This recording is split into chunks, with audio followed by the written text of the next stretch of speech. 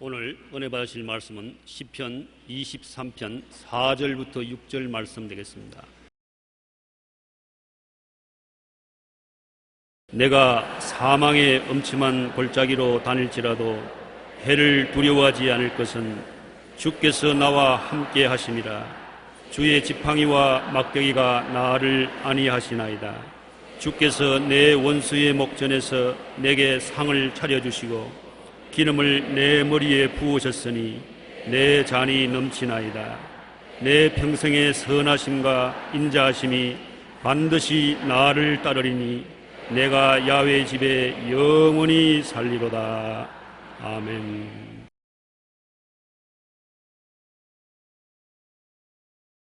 오늘 저는 여러분과 함께 사망의 음침한 골짜기와 영적 전쟁이란 제목으로 은혜를 나누고자 합니다.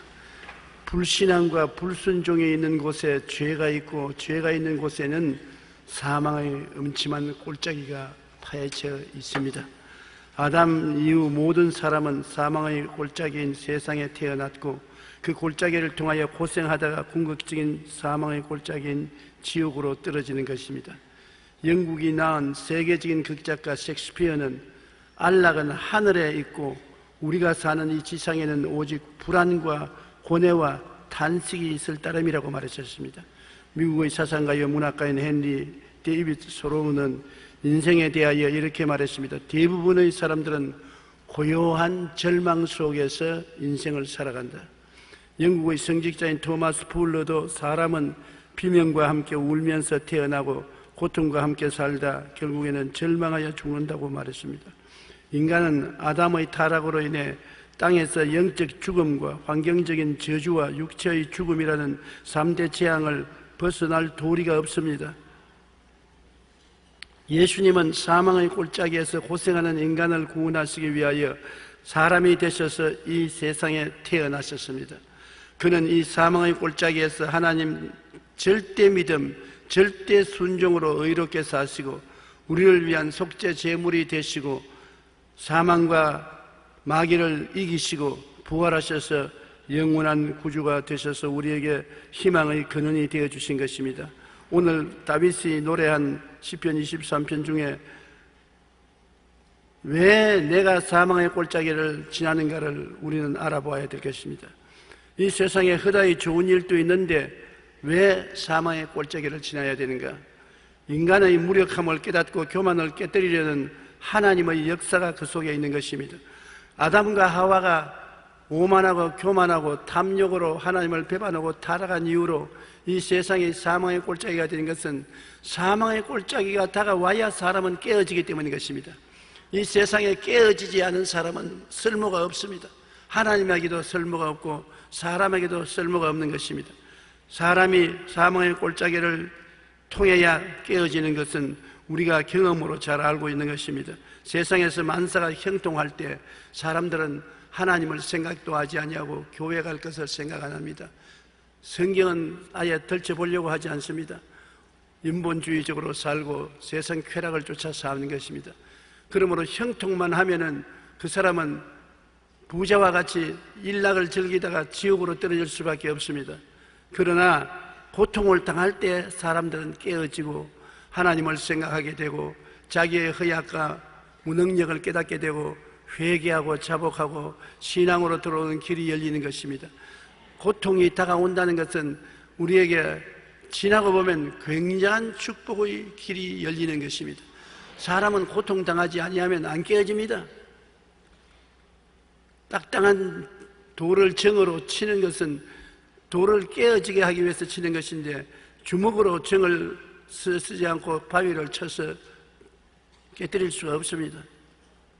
어떠한 사람은 수없이 많은 사망의 음침한 골짜기를 지나고도 안 깨어지다가 나중에 한 번에 박살이 난 때도 있는 것입니다. 잠언서 16장 18절에 교만은 패망의 선봉이요 교만한 마음은 넘어짐의 앞잡이라고 말한 것입니다. 베드로전서 5장 5절로 7절에 하나님은 교만한 자를 대적하시되 겸손한 자들에게 은혜를 주시느니라. 그러므로 하나님의 능하신 손 아래서 겸손하라. 때가 되면 너희를 높이리라. 너희 염려를 다 주께 맡기라. 이는 그가 너를 돌보심이라.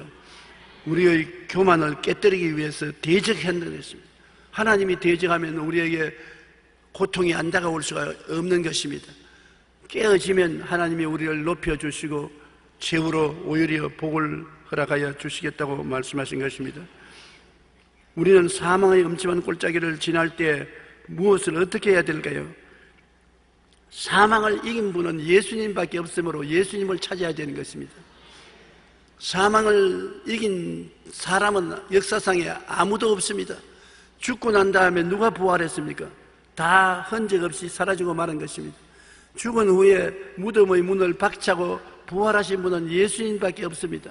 그러므로 우리는 사망의 골짜기를 지날 때 예수님을 찾아야 되는 것입니다. 예수님을 찾으면 찾을 수가 있나요? 그렇습니다. 예수님은 볼지어다 내가 세상 끝날까지 너와 항상 같이 있겠다고 말씀하셔서 부활하신 예수님은 성령을 통하여 공기와 같이 우리와 같이 계신 것입니다. 이 자리도 같이 계시지요. 그러나 우리가 간절히 찾지 아니하면 절대로 나타나지 않습니다. 아무리 곁에 계셔도 우리가 찾지 않고 무관심하게 내버려 놓으면 예수님은 우리에게 스스로 나타나지 않습니다. 구하라 주실 것이요 찾으라 찾을 것이요 문을 두드리라 열릴 것이라고 말씀한 것입니다.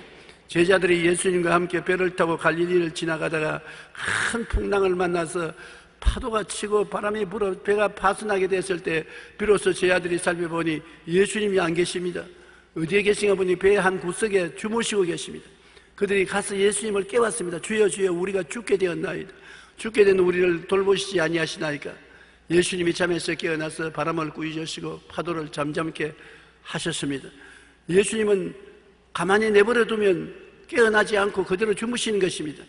깨워야 되는 것입니다. 여러분 오늘 이 시간에도 예수님 이 자리에 계시면 어떤 사람은 깨어 일어난 예수님과 같이 앉아 계시고 어떤 사람은 굴굴 주무시는 예수님과 함께 앉아 있는 것입니다. 예수님이 깨어 일어나야 바람과 파도도 잠잠해지는 것입니다. 예수님 없이는 바람과 파도가 잠잠해지지 않습니다. 그러므로 바람과 파도만 보고 원망하지 말고 그를 잠잠케 하는 예수님을 깨워야 되겠는데 어떻게 깨웁니까? 회개하고 자복하고 주님께 부르짖으며 철야기도, 금식기도, 혹은 기도원 기도, 새벽기도, 집중적인 기도를 하면 예수님이 깨어나는 것입니다. 우리는 예수님을 간절히 찾아서 만나야 되는 것입니다. 찾지 않고 예수님을 만날 수는 없는 것입니다. 예수님을 찾고 만나고 그 다음 믿고 순종하게 하려고 주님께서 고난을 통하게 하는 것입니다. 결국에는 믿고 순종해야 되는 것입니다. 아담과 하와가 왜 타락했나요? 선악과를 먹는 날에는 죽으리라 했는데 그 하나님의 말씀을 믿지도 아니하고 순종도 아니하고 그 선악과를 따먹었습는 것입니다. 인간에게 최대의 죄악은 불신앙과 불순종인 것입니다. 주님을 따라가려면 우리가 신앙에 들어가야 되고 순종해야 되는 것입니다. 어떤 때 신앙을 가지느냐? 자기가 약한 것을 알아야 되는 것입니다. 자기가 깨어져서 자기 힘과 능력으로는 못한다는 것을 알아야 주님을 믿고 순종하게 되는 것입니다. 내가 잘났다, 내 힘으로 할 수 있다, 그렇게 생각할 때는 자기를 바라보지 주님을 바라보지 않는 것입니다. 사람이 깨어진다는 것은 정말 힘들고 괴로운 것입니다. 어떠한 사람은 쉽게 깨어지지만 고집이 센 사람은 여간해서 안 깨어지는 것입니다. 환난과 고통은 우리에게 다가와서 우리를 깨뜨려서 주님을 순종하게 하고 주님을 믿게 만들어주는 귀한 축복이 되는 것입니다. 히브리서 11장 6절 다 같이 한번 읽어보십시다. 믿음이 없이는 하나님을 기쁘시게 하지 못하나니 하나님께 나아가는 자는 반드시 그가 계신 것과 그 자기를 찾는 자들에게 상 주시는 이심을 믿어야 할지니라. 우리 주님은 반드시 자기를 찾는 자에게 나타나서 상을 주십니다. 그러나 주님을 믿고 순종해야 되기 때문에 믿음과 순종을 하기 위해서는 자기가 깨어져야 되는 것입니다. 자기 교만, 자기 오만이 깨어지고 자기를 의지하던 것을 포기하고 주님을 의지하고 나가야 되는 것입니다. 그러면 주님의 지팡이와 막대기가 나를 안위한다는 것입니다. 지팡이는 양을 인도하는 지팡이, 희망의 풀밭으로 물가로 이끄는 지팡이요, 막대기는 사자거나 곰이 오면 막아주는 치는 막대기인 것입니다. 바로 예수님은 십자가가 우리의 막대기가 되시고 지팡이가 되게 하신 것입니다. 십자가를 통하여 주님은 희망의 길로 이끌어 주시는 것입니다. 우리가 죄를 짓고 불의하고 추악하고 버림을 받아야 마땅할 때 주님 십자가에 매달려 주심으로 십자가의 나무를 통해서 이 죄와 불의, 추악과 저주, 절망과 죽음의 쓴물을 달게 만들어버리고 마는 것입니다. 십자가의 지팡이는 여러분과 나를 희망으로 이끄는 지팡이인 것입니다. 우리를 죄악에서 용서와 의로움을 얻는 희망, 우리가 불의에서 신령하고 거룩하게 될 수 있는 희망, 병들어서 죽게 된 우리에게 치료와 건강을 얻을 수 있는 희망, 좌절과 적망과 저주 속에 허덕이는 우리에게 재기할 수 있는 희망, 죽는 우리에게 영원한 생명을 얻을 수 있는 희망의 길을 이끄는 것이 주의 지팡이인 것입니다. 그리고 주의 막대기인 십자가는 우리를 보호해 주시는 것입니다. 주님은 나의 피난처여 요새여 의리하는 하나님이 되시는 것은 주님이 십자가를 통해서 우리를 피난처가 되시고 보호자가 되시고 능력이 되어 주시는 것입니다. 시편 23편 4절의 말씀대로 내가 사망의 엄침한 골짜기로 다닐지라도 해를 두려워하지 않을 것은 주께서 나와 함께 하심이라. 주께서 함께 하시는 것을 기도로 깨워 일으키면 주님의 지팡이와 막대기가 나를 안위하시나이다. 주님의 십자가의 지팡이와 십자가의 막대기를 통해서 우리들을 희망을 주고 우리를 보호해 주시는 것입니다.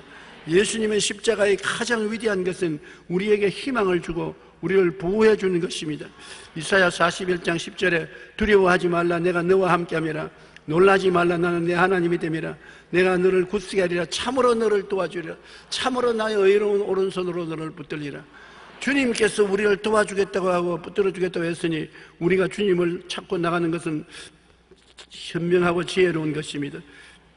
잭 켄트필드가 쓴 가장 절망적일 때 가장 큰 희망이 온다는 책에는 친구 사이인 암 전문가 두 사람이 주고받은 대화가 실려 있는 것입니다.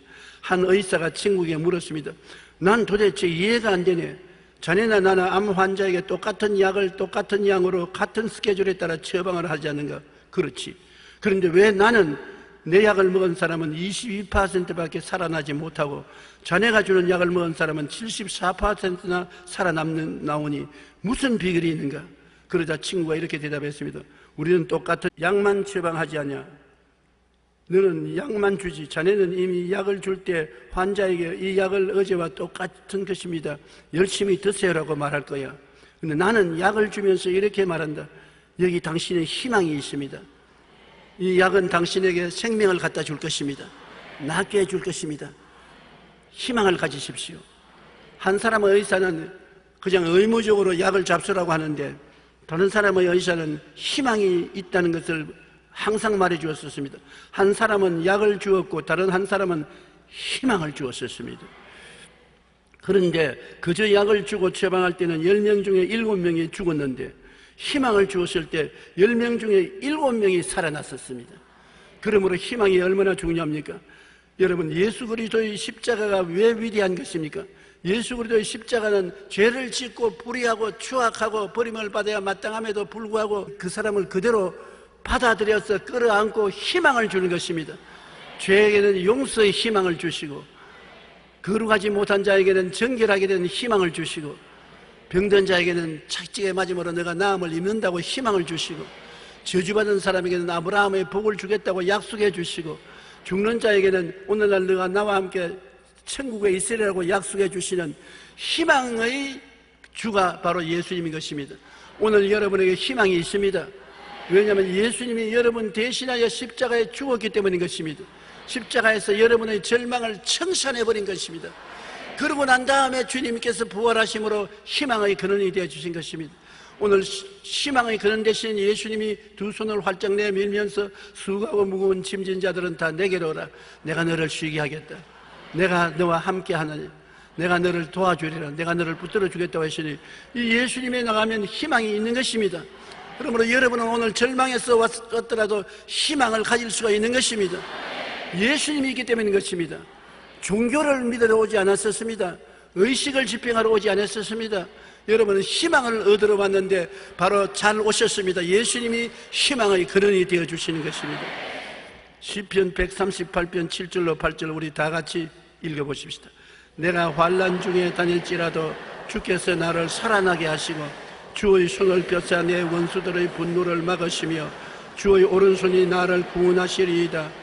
야훼께서 나를 위하여 보상해 주시리이다. 야외여 주의 인자심이 영원하오니 주의 손으로 지으신 것을 버리지 마옵소서. 주께서 계심으로 해를 당하지 않고 좋은 결과가 올 것을 기대할 수 있는 것은 환난 중에 다닐지라도 주께서 나를 살아나게 하시는, 내 원수의 분노를 막으시며 오른손으로 구원을 해주시니 얼마나 희망을 가질 수 있지 않습니까? 희망을 가질 수 있기 때문에 우리가 예수 믿는 것이 좋습니다. 사회심리학자인 에릭 프롬은 인간 사회에서 실패한 자, 이기주의자, 정신병자들을 연구한 결과 공통점을 발견했습니다. 여러분 혹시 이 공통점이 있는지 자세히 가슴에 손을 얹고 들어보십시오. 그들이 사용하는 말이 있습니다. 그들은 모든 것을 비난하고 비판했습니다. 즉 말씨가 곱지 않은 사람들의 결말은 자신이 말한 대로 불행한 삶을 살게 되는 것입니다. 누가 어떻게 되는 것이냐? 이기주의자, 실패한 자, 정신병자들의 가장 두드러진 증상이 말이 부정적이라는 것입니다. 늘 앙지나서나 비난하고 남을 비판했습니다. 그런 말을 계속하게 되면 남이 비평과 불평을 듣는 것이 아니라 자기가 그대로 되어버리고 마는 것입니다. 이와 비슷하게 1950년대 미국 위스콘신 대학 우수 문학 지망생들이 교내 정기 모임을 만들었습니다. 남자들을 정기 모임을 만들고 여자들도 정기 모임을 가졌는데, 남자들은 모이기만 하면은 그들이 시나 소설을 적어서 서로 읽어보고 엄청나게 비평을 했습니다. 막 옷을 벗기고 살을 찢는 비평을 했었습니다. 그러나 여자들의 모임은 학생들이 모여서 절대로 부정적인 말 비판은 하지 말고 잘한 점을 칭찬했습니다. 시도 잘한 점을 칭찬하고 소설도 잘한 점을 칭찬했습니다. 그리고 그들이 졸업하고 난 다음 10년의 세월이 지난 후에 조사를 해보니까 남자들 중에 문학자가 된 사람은 한 사람도 없었습니다. 그러나 칭찬을 서로 한 여자들은 모두 다 우수한 문학자들이 되어버리고 마는 것입니다. 자녀들 교육할 때 여러분, 자녀들에게 비평하지 마십시오. 대개 이 세상에 성공한 사람들은 부모가 칭찬을 하는 것입니다. 너는 할 수 있다, 잘한다. 세계적으로 유명한 의사, 그 이름은 기억이 안 납니다만 흑인인데 학교 다닐 때 학생들이 흑인으로서 비평을 많이 하고 인종차별을 하고 괴로움을 많이 당했었습니다. 그리고 성적도 좋지 않았습니다. 그러나 그 어머니가 학교 갔다가 울고 오면 언제나 그 아들을 끌어안고 너는 할 수 있다, 너는 하면 된다, 너는 할 수 있는 소질이 있다, 능력이 있다, 피부 색깔은 아무것도 아니다, 하나님이 계시기 때문에 할 수 있다. 그래서 어머니 말을 듣고 칭찬으로 격려를 얻어서 이과대학을 졸업하고 세계에서 처음으로 서로 붙은 쌍둥이를 분리하는 수술에 성공해서 세계적인 의사가 되었던 것입니다. 애들을 칭찬하십시오.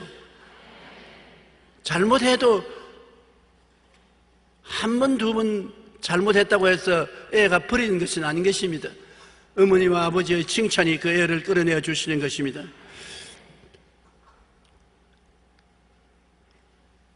이사야 43장 1절로 3절을 우리 한번 읽어보십시다. 너는 두려워하지 말라. 내가 너를 구속하였고 내가 너를 지명하여 불렀나니 너는 내 것이라. 내가 물 가운데로 지날 때 내가 너와 함께 할 것이라. 강을 건널 때 물이 너를 침몰하지 못할 것이며 내가 불 가운데로 지날 때 타지도 아니할 것이요 불꽃이 너를 사르지도 못하리니 대저 나는 야훼 내 하나님이요 이스라엘의 거룩한이요 내 구원자임이라. 천지를 지으신 하나님께서 여러분이 물 지날 때 같이 하고 강을 건널 때 물이 침몰하지 못하게 하고 불을 지날 때 타지 못하게 하고 불꽃이 너를 거스르지 못하게 하겠다. 여러분 누구기에 이렇게 사랑해 주시는 것입니까? 그렇게 잘났습니까? 그렇지도 못한데 어떻게 그렇게 합니까? 그것은 왜냐? 너는 두려워하지 말라. 내가 너를 구속했습니다. 우리가 잘나서 하나님을 찾아서 구속받은 것이 아니라 하나님이 우리를 미리 아시는 거로 우리를 사랑하사 우리를 구속하셨고 내가 너를 지명하여 불렀습니다. 따라 말씀하십시오. 하나님께서 이래봬도 나를 지명하여 불러주셨다. 얼마나 놀라운 일인 것입니까? 하나님께서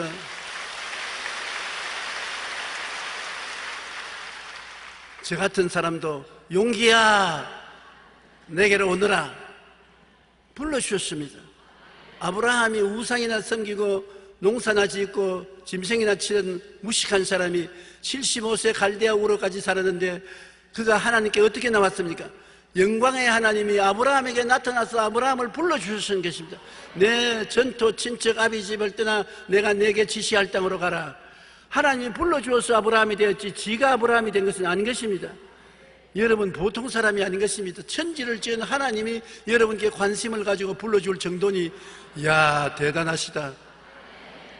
오늘 청와대 대통령이 저녁같이 먹자고 여러분 부르시면 어떻게 하겠습니까? 넥타이 새로 매고 연지꼰지 새로 찍고 옷 새로 입고 아주 자랑스럽고 영광스럽게 생각하지 않겠습니까? 대통령이 불러도 영광스러운데 하늘의 대통령, 하늘의 임금, 만왕의 왕, 만주의 주께서 말씀하기를 내가 너를 지명하여 불러내니 너는 내 것이야. 여러분 누굴 것입니까? 하나님 것입니다. 예수님 보혈로 산 하나님의 것입니다. 그러기 때문에 물 가운데 지날 때도 같이 있고 홍수가 음물하지 못하게 하고 불 가운데 지날 때 타지 못하게 불꽃이 거스르지 못하게 하는 이유는 하나님이 여러분을 그렇게 귀하게 여기기 때문인 것입니다. 영국의 목회자이자 설교가로 유명한 스펄전 목사님 이런 간증을 했습니다.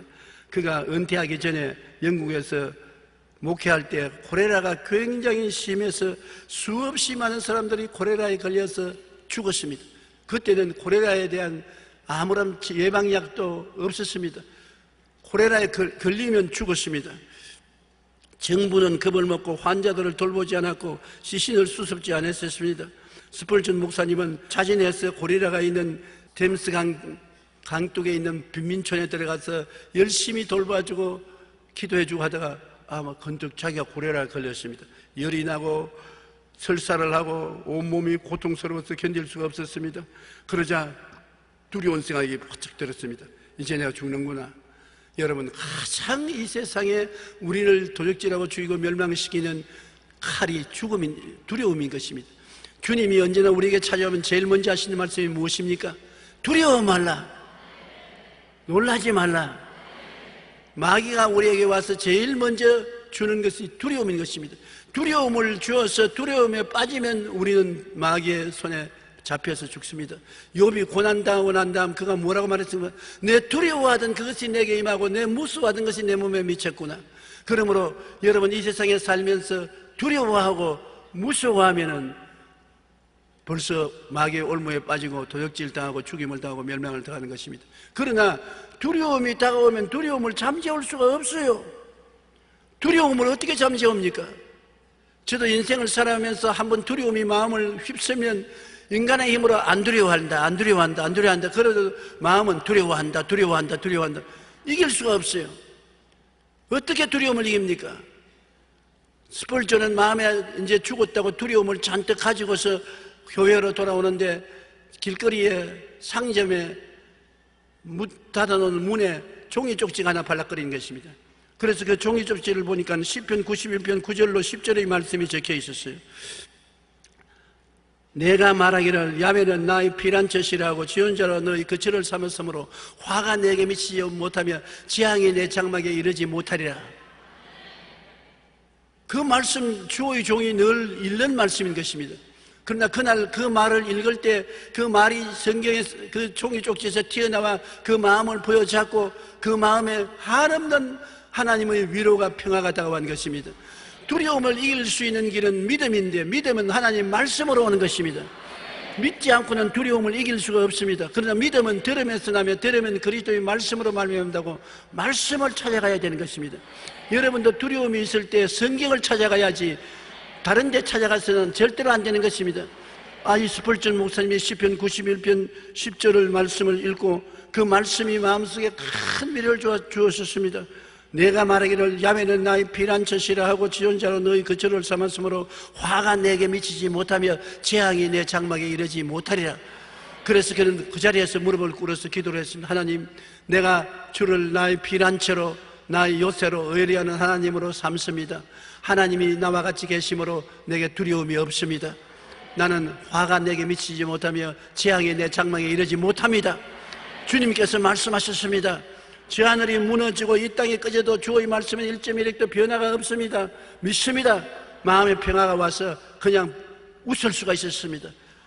사망아 너희 이기는 것이 어디느냐, 사망아 너희 쏘는 것이 어디느냐, 담대하게 두려움과 콜레라의 사망에 대결했는데 집에 걸어오다가 보니까 구토도 안 나오고 몸이 갑신하거든요. 집에 와 보니까 병이 깨끗이 나와버리고 마른 것입니다.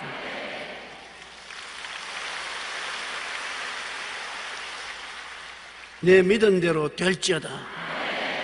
우리가 환난과 고난당해서 마음에 두려움이 있을 때는 무한정으로 파괴됩니다. 그때 말씀을 듣고 말씀을 읽고 마음의 두려움을 제하고 평안을 얻으면 그때부터 기적이 일어나기 시작하는 것입니다. 여러분께서 교회 왜 오십니까? 하나님 말씀을 듣는 동안에 말씀이 여러분 속에 들어가서 모든 불안과 초조와 절망과 두려움을 청산해 주기 때문에 교회 오는 것입니다. 그래서 마음속에 평안을 가지고 확신, 믿음을 가지고 나가면 여러분 믿음대로 되는 것입니다. 둘째로 이 성경 말씀에는 영적 전쟁에 대한 이야기를 하고 있는 것입니다. 영적 전쟁이란 내가 야훼께서 원수의 목전에서 내게 상을 베푸시고 기름으로 머리에 바르시니 내 잔이 넘치나이다. 여러분 우리가 태어날 때부터 이 세상엔 마귀의 억압 속에 시달리게 되는 것입니다. 이 세상 자체가 영적 전쟁인 것입니다. 왜 이 세상에 마귀가 꽉 들어차느냐? 마귀에게 우리가 항복하고 마귀의 노예가 되어버리기 때문에 마귀는 귀신들과 함께 우리 주위에 떠나지 않고 있으면서 도적질하고 죽이고 멸망시키는 것입니다. 우리 인생이 언제나 하나님과 같이 안 있으면 마귀와 같이 있습니다. 마귀는 웃는 얼굴을 하고 있지만 뒤에는 도적질하고 죽이고 멸망시키는 계계를 가지고 있는 것입니다. 그런데 사람들이 늘 말합니다. 왜 하나님이 계시면 마귀를 미리미리 쫓아버리시지 그 마귀를 내버려 놓아서 우리를 시험하게 하느냐고.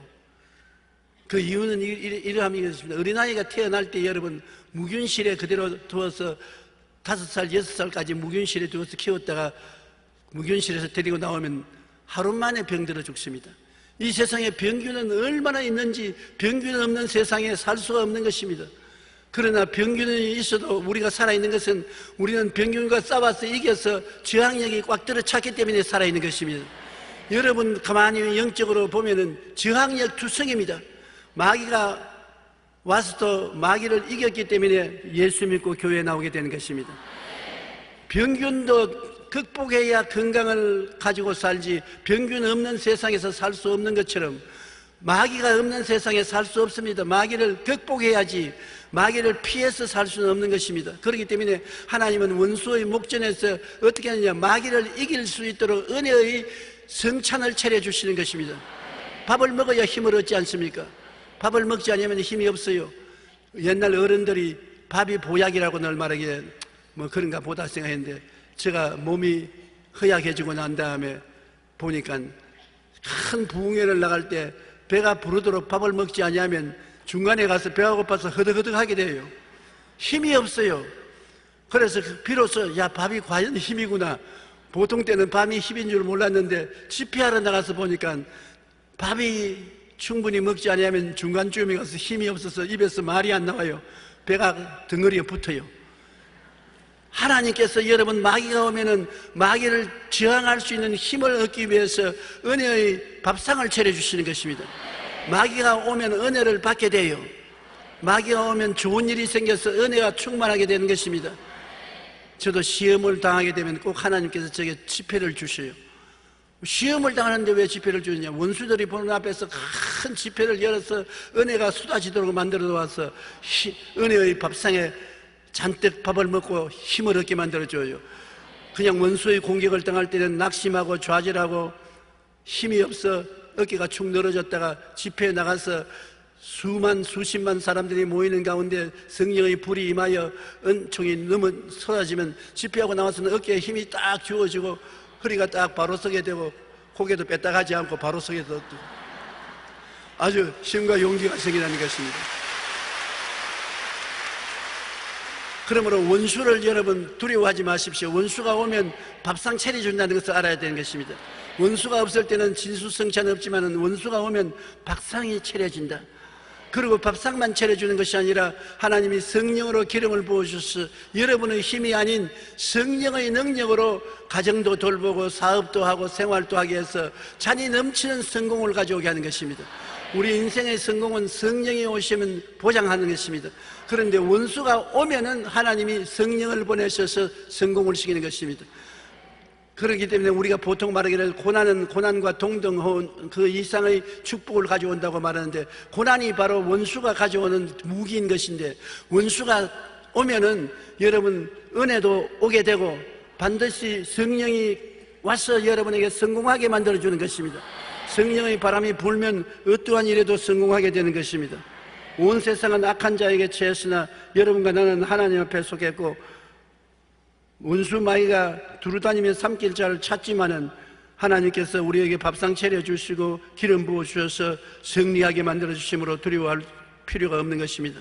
마귀의 공격에 대항하고 이길 수 있는 힘을 얻게 하기 위하여 은혜의 밥상을 차려주시고, 마귀의 공격이 오면 하나님의 은혜도 내리신다는 것을 우리가 반드시 알아야 되는 것입니다. 시편 23편 5절을 한번 다 같이 읽어보십시오. 주께서 내 원수의 목전에서 내게 상을 차려주시고 기름을 내 머리에 부으셨으니 내 잔이 넘치나이다. 그러니 예수님을 믿는 사람에게는 따라 말씀하세요. 좋은 일은 좋아서 좋고 좋지 않은 일은 좋게 만들어 주시니 좋다. 성령이 오시면 여러분 왜 좋으냐? 성령이 하나님이 여러분을 위해서 예비한 것을 원수가 공격할 때 성령이 오셔서 눈에 다 보여주시는 것입니다. 그래서 영혼이 잘되고 범사에 잘되며 강건하도록 이끌어 주시기 때문인 것입니다. 고린도전서 2장 9절로 10절에 하나님이 자기를 사랑하는 자들을 위하여 예비하신 모든 것은 눈으로 보지 못하고 귀로 듣지 못하고 사람의 마음으로도 생각지 못하였다는 것 같으니라. 오직 하나님이 성령으로 이것을 우리에게 보이셨으니 성령은 곧 모든 것 곧 하나님의 깊은 것이라 통달하시나니라. 원수가 오면 성령이 오셔서 어떻게 성공할까 길을 보여주시고, 어떻게 이길까 길을 보여주시고, 어떻게 행복할까 길을 보여주시는 것입니다. 성령이 오시지 않으면 우리 눈에 안 보여요. 하나님이 예비한 이 놀라운 축복이 눈에 안 보이는데, 원수가 오면은 하나님이 원수 앞에서는 성령을 보내셔서 이 모든 예비한 것을 보여주심으로 우리에게 축복을 허락하여 주시는 것입니다. 그렇기 때문에 원수가 올 때 통탄하고 낙심하지 마십시오. 오히려 여러분에게 좋은 일이 일어나신 것입니다. 세 번째로 다윗은 이 성경에 말하기를 하나님은 평생토록 우리에게 선하심과 인자하심을 베풀어 준다고 말했었습니다. 시편 23편 6절에 내 평생의 선하심과 인자하심이 반드시 나를 따르니 내가 야훼의 집에 영원히 살리로다. 선하시다는 것은 좋은 것을 말하는 것입니다. 좋은 하나님, 선하신 하나님, 좋은 하나님이라는 말이 여러분에게 얼마나 위로가 되는지 압니까?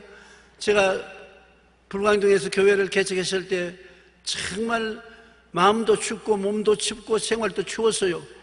천막 교회를 치고 가마니를 깔았는데 교인이라고는 5명이 있으니 5명이 연보 한 푼도 없습니다.